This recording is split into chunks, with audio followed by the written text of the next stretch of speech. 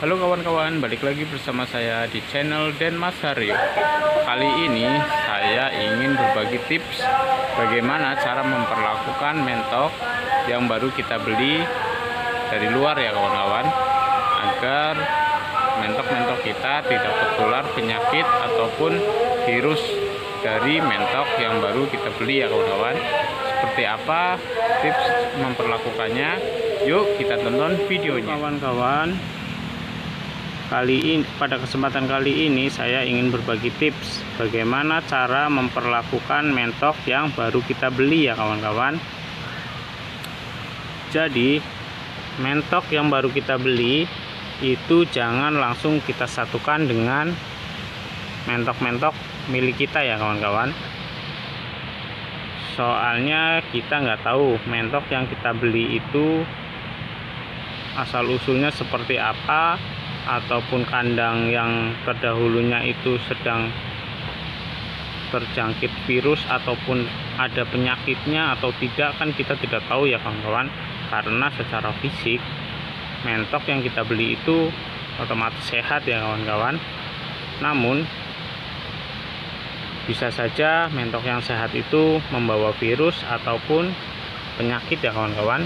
Jika kita satukan langsung dengan mentok di kandang kita, otomatis mentok-mentok di kandang kita juga akan tertular penyakit ataupun virusnya ya kawan-kawan, sehingga mentok-mentok kita yang tadinya sehat bisa tertular penyakit dan mati ya kawan-kawan.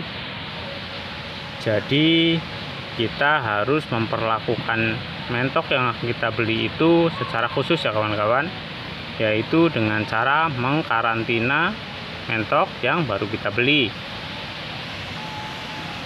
Untuk kandang mentok yang baru kita beli itu atau kandang karantina itu harus dijauhkan dengan kandang utama ya kawan-kawan, ataupun kandang mentok-mentok kita ya kawan-kawan, harus jauh sehingga tidak tertular penyakit ataupun virusnya. Adapun juga kita harus banyak-banyak memberikan minum kepada mentok-mentok yang baru kita beli itu, agar metabolisme tubuhnya itu lancar, sehingga ada penyakit ataupun virus yang ada di dalam tubuhnya itu akan larut terbawa kotoran ya kawan-kawan. Selain itu juga kita harus rajin memandikannya ya kawan-kawan, dengan cara memandikan di kolam ataupun di sungai. Kalaupun itu di kolam, jangan disatukan atau disamakan kolamnya dengan kolam yang buat mandi mentok-mentok utama kita ya kawan-kawan, sehingga tidak menular. Kalaupun di sungai, ya pasti virus atau penyakitnya bisa terbawa oleh arus sungai ya kawan-kawan. Jadi 1 hari sekali minimal harus dimandikan. Lamanya karantina kalau saya biasanya 1 minggu ya kawan-kawan. Setelah 1 minggu karantina dengan perlakuan khusus dan juga memberikannya pakan-pakan yang baik, memberikan pakan-pakan dan racikan seperti yang kita gunakan ya kawan-kawan. Jadi kalau misalnya kita beli mentok itu kan belum tentu sama racikan makannya dengan kita, jadi harus disesuaikan juga dengan pakan racikan kita ya kawan-kawan. Pelan-pelan kita kasih racikan seperti itu sampai dia lahap makannya ya kawan-kawan. Biasanya setelah 1 minggu dia itu adaptasi dalam kandang karantina dengan suhu kandang kita, dengan racikan makanan kita. Dalam 1 minggu itu dia sudah beradaptasi ya kawan-kawan. Setelah adaptasi biasanya dia kelihatan makanannya lahap, lincah, bulunya itu dia lebih bersih dan lebih lisik ya namanya ya kawan-kawan. Dia lebih meling gitu, berarti itu sudah mapan kawan-kawan. Setelah 1 minggu kita lihat sudah seperti apa yang kita inginkan, ataupun kita rasa itu sudah tidak membawa penyakit ataupun virus, dan si mentok baru itu juga sudah beradaptasi, barulah kita satukan atau kita campur dengan mentok-mentok milik kita ya kawan-kawan.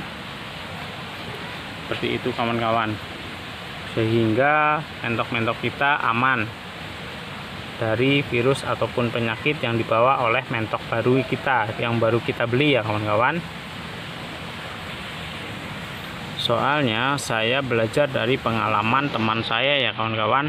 Dia memelihara mentok yang beli dari pasar. Awalnya dia beli 5 ekor dari pasar ya kawan-kawan. Kemudian besokannya dia beli lagi beberapa ekor dan langsung disatukan ke mentok yang lamanya lagi. Kemudian dia beli lagi, masuk sampai banyak ya kawan-kawan. Dia membelinya tanpa harus mengkarantina, langsung dimasukkan ke dalam kandang yang sama. Dan pada suatu saat mentoknya itu sakit kawan-kawan. Ada salah satu mentoknya yang sakit sehingga tertular semua kawan-kawan. Dan akhirnya satu kandang itu habis kawan-kawan. Mati semua akibat virus ataupun penyakit yang dibawa oleh mentok baru ya kawan-kawan. Seperti itu kawan-kawan. Sehingga saya belajar dari pengalaman itu agar tidak terjadi hal serupa ya kawan-kawan. Maka dari itu saya kalau misalnya saya membeli materi atau indukan ataupun mentok baru dari luar kandang, walaupun itu kandang yang ternama ataupun kandang yang benar-benar itu harus tetap kita karantina ya kawan-kawan, untuk selain untuk menghilangkan virus ataupun penyakit di tubuhnya, juga dia beradaptasi ya kawan-kawan. Kalaupun misalnya kita beli itu memang tidak membawa penyakit ataupun virus, belum tentu dia bisa beradaptasi kalau langsung kita campurkan dengan yang lain ya kawan-kawan. Jadi mending kita pisahkan dulu, kita karantina dulu, biarkan dia beradaptasi dengan baik dengan kandang kita. Dan juga di samping itu juga untuk menghilangkan virus ataupun penyakit di tubuhnya ya kawan-kawan, sehingga aman dan tidak menular kepada mentok-mentok kita yang lainnya. Juga dia bisa beradaptasi dengan baik dengan kandang kita. Seperti itu kawan-kawan perlakuan mentok-mentok yang baru kita beli ya kawan-kawan. Segitu dulu tips dari saya bagaimana memperlakukan mentok yang baru kita beli agar mentok-mentok kita yang lainnya tetap sehat dan juga mentok yang baru kita beli bisa beradaptasi dengan baik. Oke, terima kasih kawan-kawan.